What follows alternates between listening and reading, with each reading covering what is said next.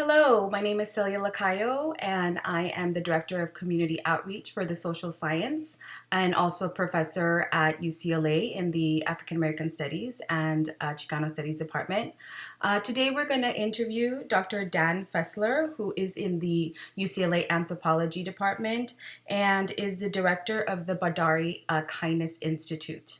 And we're going to give you a preview to this longer oral essay that he has put together.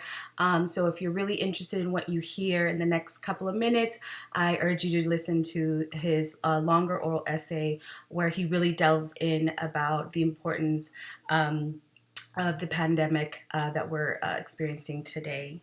Hello, Dr. Fessler. Hi there. How are you today? I'm well, thank you. How are you doing? Good, thank you. So we'll start, and if you can, of course, you'll be speaking from your expertise in answering all these questions. So we'll kick it off with this question. What are some common values, standards our society has come up with, specifically when we're socializing around people doing good? So, it's a feature of our society today that there's a lot of disagreement and division, both within the political realm, but also along cultural lines where people's values don't align with those of other members of our society. And there's a lot of tension, a lot of debate, and a lot of contestation around this. But actually, if you look beyond some of the differences, what you see is that all of the moral traditions in the United States today, and indeed moral traditions around the world, all emphasize generosity, compassion, selflessness towards others in time of need. That's a universal theme, really, in human morality. And I think, particularly in this time of crisis, both in our own country and around the world, it's important to focus on those common values. In your oral essay, you speak to how important it is when people are practicing common good, the importance of face-to-face and touch, so to speak. So how does this pandemic make it difficult to practice these more traditional notions of engaging with people that we can visibly see? And so how can folks not feel helpless? And what are some practical things that they can do to help in this particular time? Our evolved psychological mechanisms that make it rewarding to interact with other people in a cooperative group and to be altruistic and generous towards other people. Those mechanisms evolved in a world where all social relationships were face-to-face. That is, people never interacted with others at a distance the way that we are able to do today. And this means that our minds really are not well suited to the strange environment that we find ourselves in now. One consequence of this, for example, is that we seem to process many of the images and types of information that we get from the television as if they were in our own living rooms.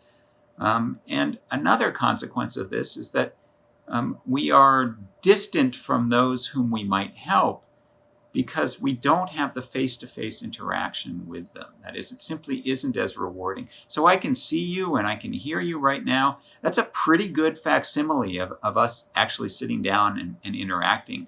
But I can't see my neighbors, right? I can't see the people throughout my city and throughout my state who are in need. And I can't see the ways that I might put my shoulder to the wheel because our psychology really is adapted to the experience of being part of a group of individuals helping other people. So you asked about practical things that one might do. Well, the more that people from, either a safe environment in their homes or when they are able to take the appropriate precautions to venture out of their homes, the more that they can interact in ways that directly impact the lives of other people. And in particular, if they can see those other people, the more rewarding, fulfilling, and ultimately satisfying those actions will be. What are some of the kinds of actions that people might take? Well, it really depends on what resources and abilities each of us has. Just today I saw a call for people to order takeout food from local restaurants and have it delivered to hospitals, right? In order to feed staff who are, on the front lines of treating the needy in this situation. Well, I mean, that's a great way of both helping out your local restaurateur and helping to keep her in business, and helping out the doctors, nurses, and support staff at the hospital by keeping them fed. So if you have the financial resources to do this, this is something that anyone can do from the safety of their own home. But what if you don't have those resources? Well, millions and millions of school children across the country right now are stuck at home.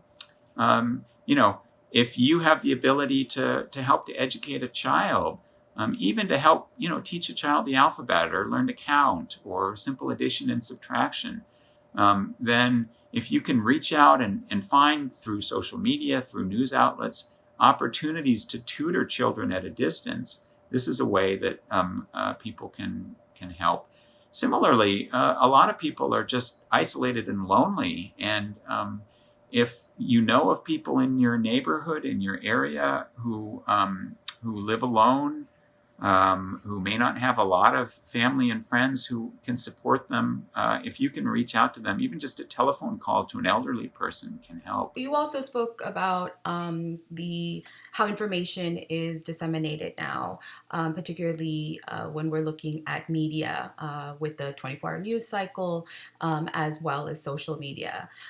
So given that most folks or many folks are bombarded with several news outlets or even different folks maybe saying different things, possibly at times folks providing opposing recommendations.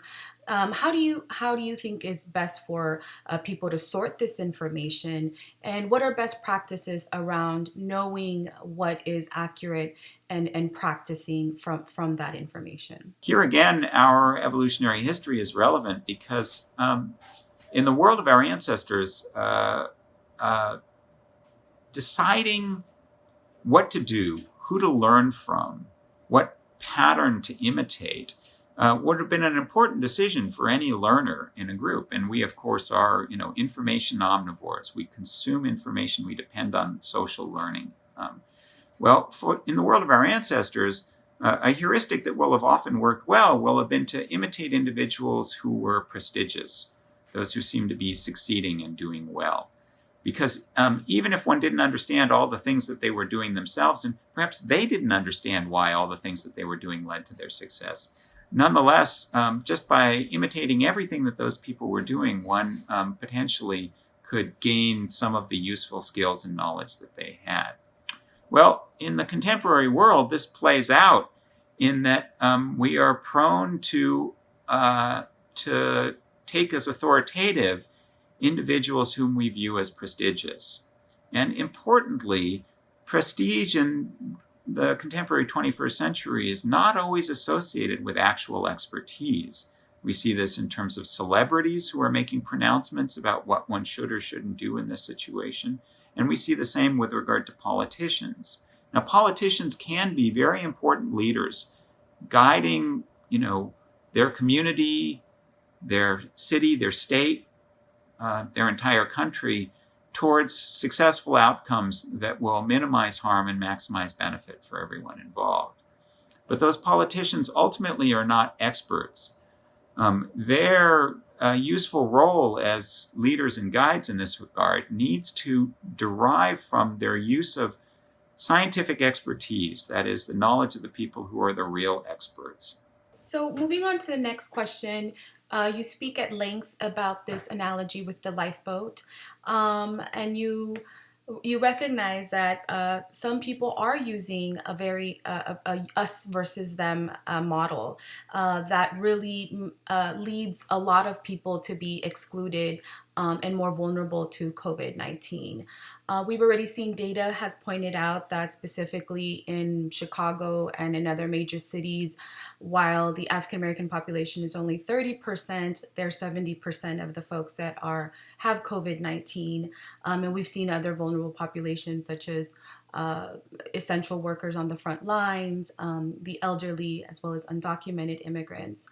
So I want to think about how do we get people to work across groups, to see the lifeboat, right? That they're in this boat together, and that perhaps in the boat they think they can segregate themselves from the problem or other folk, but really understanding that that that everybody is can COVID-19 doesn't discriminate against anybody, but that it does actually affect people differently. So thinking about how can we get everybody, regardless if they're in the vulnerable group or not, to think about this as a lifeboat. Yeah, so the lifeboat metaphor is really apt here because all the passengers in a lifeboat share the same fate, right? If the lifeboat is leaking, they all have to work to solve the problem, or they all sink together. And that really is the situation that we're in now with regard to this pandemic. Within each of our own communities, the actions of some individuals will affect the welfare of others. And that's true at the international level as well. The actions of a single nation will affect the welfare of all other nations. Importantly, our species is profoundly cooperative. We have a long and deep history of cooperation. In fact, our ancestors couldn't have survived as hunter-gatherers the way that they did without cooperating with each other. But sadly, that cooperation also emerged in the context of conflict between groups.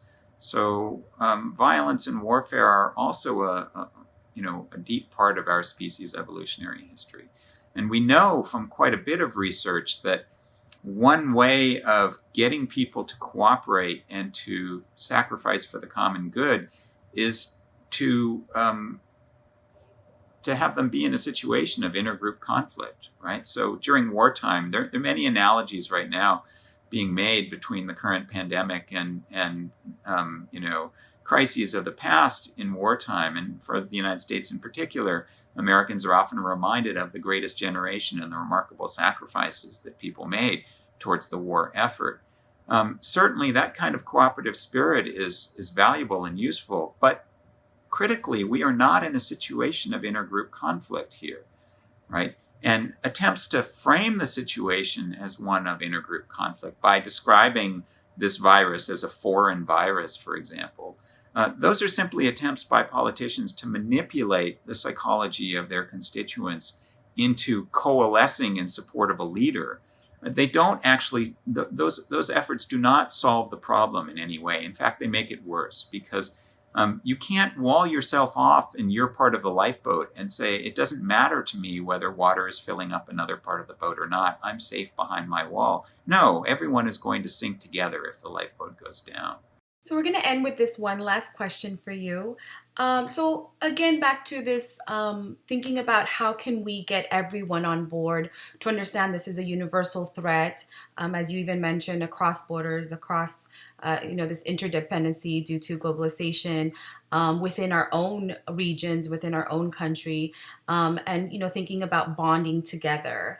And figuring out how for different people they're going to have different roles in this. So if you can kind of speak to that, to give folks really practical ways to both think about it and act on doing good during this pandemic.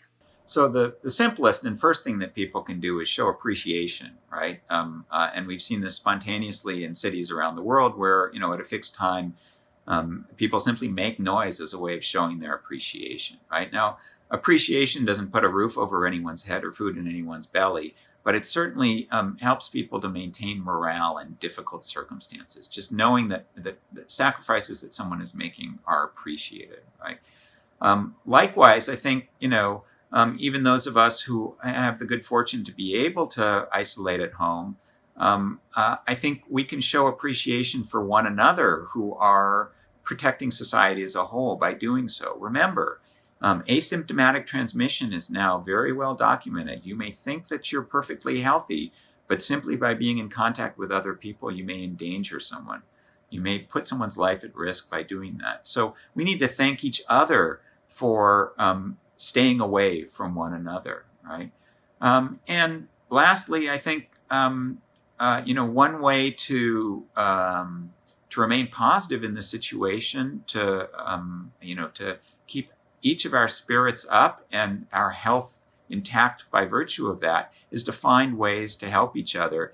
And importantly, to help the people who are working the hardest and making the greatest sacrifices, right? So, if there are things that you can do for the hardworking members of your community, please do so. And it starts with just expressing gratitude, but tangible help, I'm sure, is always appreciated as well.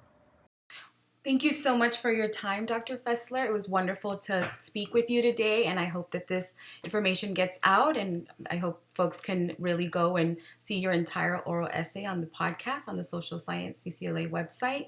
But it was such a pleasure, and I hope you and your family have a wonderful day today. Thank you, and it was a pleasure talking with you as well. Stay safe, stay well. Thank you.